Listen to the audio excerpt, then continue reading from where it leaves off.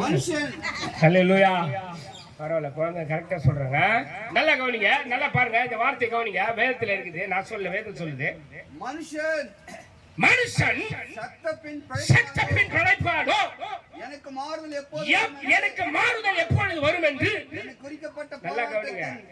எனக்கு மாறுதல் எப்பொழுது வரும் என்று எனக்கு குறிக்கப்பட்ட போராட்டத்தின் நாளெல்லாம் நான் காத்திருக்கிறேன். ஹல்லேலூயா. இந்த இடத்துல காத்திருக்கிற உங்களுக்கு போராட்டத்தை மாத்த போறாருமா. ஹல்லேலூயா.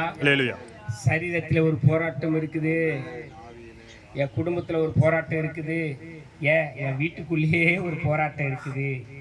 அந்த போராட்டத்தை கர்த்தர் மாற்றுவேன் என்று சொல்லுகிறார். கரங்களை தட்டுமா. நல்லா கவனிங்க. எனக்கு அருமையான தேவ ஜனமே, போராட்டம்னா ஒரு 3 விதமான போராட்டத்தை நான் பேச முடியும்.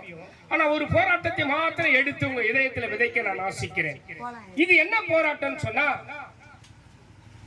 சரீர போராட்டம். என்ன போராட்டமா? சரீர போராட்டம். அதனாலதான் அவர் அங்க சொல்றாரு. என்ன தெரியுமா சொல்றாரு? ஒரு மனுஷன் இந்த சரீரத்தை இவ்வளவு வியாதி எனக்கு இருக்குது, நான் செத்துட்டேன்னா நான் எப்படி அப்பா பிழைக்க முடியும்? சாகறதுக்கு முன்னாடி எனக்கு பிரச்சனை போராட்டத்தையும் மாற்றி ஆற்றி தேற்றி என்னை குணமாக்கி விடுதலை கொடுத்துருங்கப்பா. அல்லேலூயா. நிச்சயமாகவே ஏசப்பா உங்களுக்கு ஒரு மாற்றத்தையும் விடுதலை கொடுக்க போகிறார். எத்தனை பேர் விசுவாசிக்கிறீங்க? யோபு பக்தன் சொல்றாரு, நான் படுக்கும் போது எப்பொழுது எழுந்திருப்பேன், ராப்பொழுது எப்பொழுது விடியும் என்று சொல்லி அரண்டு புரளுகிறதினால் எனக்கு போதும் என்று போகிறது என்று சொல்றாரு. அவ்வளோ பெரிய பிரச்சனை, அவ்வளோ பெரிய போராட்டம் அவர் சரீரத்தில் இருந்தது, அவர் வாழ்க்கையில இருந்தது, அவருடைய ஆவிக்குரிய ஜீவத்தில் இருந்தது. நல்லா கவனிங்க.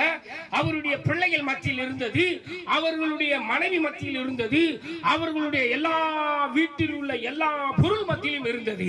அந்த போராட்டத்தை தான் கர்த்தர் மாற்றினார். கரங்களை தட்டுமா. அந்த போராட்டத்தை தான் கர்த்தர் மாற்றினார். என் குடும்பத்துல ஒரு போராட்டம் இருக்கப்பா, இது மனிதனால வர போராட்டம் ஆண்டவரே.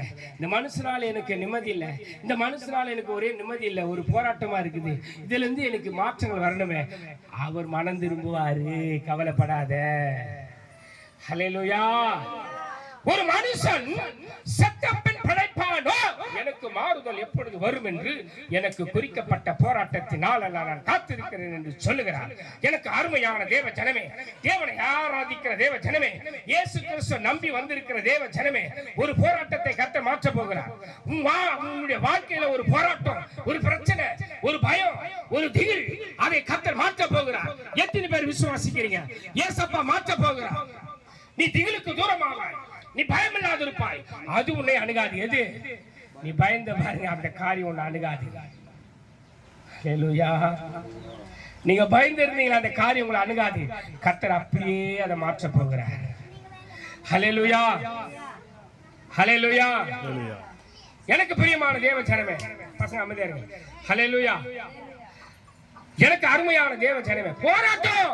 ஐயோ, எனக்கு நிம்மதியான தூக்கம் இல்லை. அவங்க சொல்றதாதான் யோபு பக்தன் சொல்லும் போது சொல்றாரு. 7ஆம் அதிகாரத்துல 1ஆம் வசனத்தை நீங்க வாசித்து பாருங்க. அங்க சொல்றாரு, குறிக்கப்பட்ட ஒரு காலம் தான் இருக்குது அந்த போராட்டத்துக்கு. என்ன இருக்குதா? இந்த பூமியில கவனிங்க, இந்த பூமியில போராட மனுஷர்களுக்கு, அதாவது மனுஷர்களுக்கு குறிக்கப்பட்ட ஒரு காலம், அவ்வளவுதான். ஹல்லேலூயா. இது மனுஷனுக்கு குறிக்கப்பட்ட ஒரு காலம். இந்த காலத்துல கரெக்டான பாயிண்ட்ல நீங்க வந்துட்டீங்க. இந்த காலகட்டத்துல கர்த்தர் உங்களுக்கு விடுதலை தர போகிறார்.